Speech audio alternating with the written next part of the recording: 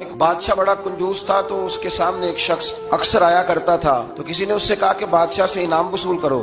اس نے کہا یہ بڑا کنجوس ہے، پر چلو اللہ نے مجھے بھی بڑا ذہن دیا، انعام لے ہی لیتے ہیں۔ تو کہنے لگا بادشاہ کا بھی انعام ہی دے دیا کر۔ بادشاہ کہنے لگا پہلے میرے سوال کا جواب دے، پھر انعام دوں گا۔ تو بادشاہ کہنے لگا یہ میرے ہاتھ کی ہتھیلیاں، ان میں بال کیوں نہیں؟ پشت پہ ہے تو ہتھیلی پہ کیوں نہیں؟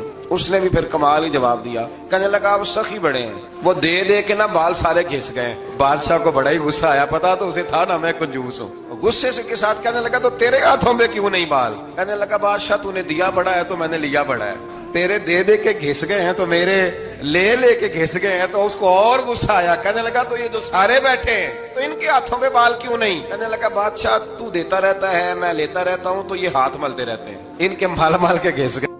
تو بادشاہ کہنے لگا بندہ تو سیانا ہے، تجھے کچھ نہ کچھ دینا ہی پڑے گا۔ تو کچھ لوگوں کے نا مال مال کے ہی اللہ دیتا ہے، نوازتا ہے، پر ان کے حسد کر کر کے یہ ہاتھ گھس جاتے ہیں۔